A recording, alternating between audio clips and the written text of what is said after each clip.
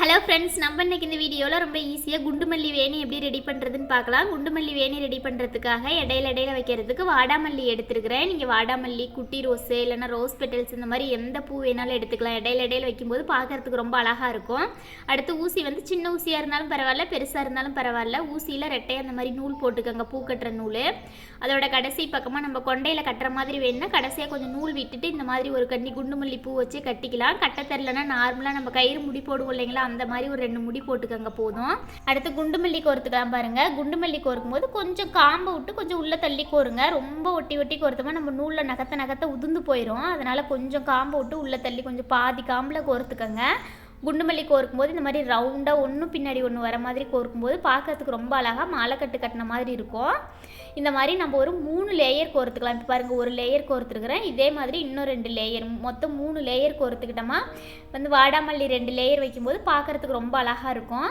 அவ்வளோதான் பாருங்கள். இந்த மாதிரி 3 லேயர் கோர்த்துட்டு நம்ம நூலில் நகர்த்திக்கலாம். ஊசி இந்த மாதிரி பெரிய ஊசியாக இல்லை, சின்ன ஊசியாக தான் இருக்குது. அப்படிங்கும்போது ஒவ்வொரு லேயராக நம்ம கோர்த்து கூட நூலில் நகர்த்திக்கலாம். அதுவும் வந்து ரொம்ப அழகாக இருக்கும். இந்த மாதிரி நம்ம ஒட்டுக்காக கோர்த்து நகர்த்தும் போது கூட பூ ரொம்ப நெருக்கமாயிரும். நம்ம ஒவ்வொரு லேயராக கோர்த்து நகர்த்தும் போது இன்னும் ரொம்ப அழகாக இருக்கும்.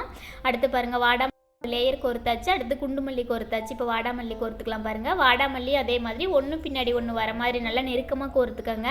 2 லேயர் மட்டும் கோர்த்துக்கங்க. இது வந்து பூ வந்து முட்டையாக இருக்கிறதுனால ரொம்ப அதிகமாக கோர்த்தோம்னால அவ்வளோக்கு நல்லா இருக்காது. அதனால் 2 லேயர் மட்டும் கோர்த்துக்கங்க. பூ எடுக்கும்போதே ரொம்ப பெரிய பூவை எடுக்காமல் மீடியம் சைஸாக பார்த்து எடுத்து கோர்த்துக்கங்க. அந்த மாதிரி கோர்க்கும்போது எல்லாம் ஒரே மாதிரி பார்க்க ரொம்ப அழகாக இருக்கும். நம்ம இந்த வேணி ஃபுல்லாகவே குண்டுமல்லி 3 லேயரும் வாடாமல்லி 2 லேயரும் கோர்க்க போகிறோம். இந்த மாதிரி கோர்க்கும்போது தான் குண்டுமல்லி பார்க்குறதுக்கு கொஞ்சம் அதிகமாக இருக்கிற மாதிரியும் வாடாமல்லி கொஞ்சம் கம்மியாக இருக்கிற மாதிரி இருக்கும். வேணிக்கு வந்து கரெக்டாக இருக்கும்.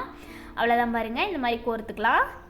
அடுத்து குண்டுமல்லி, அடுத்து வாடாமல்லி. இந்த மாதிரியே நம்மளுக்கு ஜடைக்கு வந்து எவ்வளோ நீளம் வைக்கிறோமோ அவ்வளோ நீளம் கோர்த்துக்கலாம். வேணிக்காக இருந்தால் 5 லேயர் வந்துட்டு குண்டுமல்லியும் 4 லேயர் வாடாமல்லியும் கோர்த்துக்கலாம். இல்லை இன்னும் ஒரு லேயர் எக்ஸ்ட்ரா வேணும் அப்படின்னாலும் ரவுண்டாக கொண்டைக்கு ஃபுல்லாக ரவுண்டாக வைக்கிறதுக்கு வேணுனாலும் இன்னொரு லேயர் கோர்த்துக்கலாம்.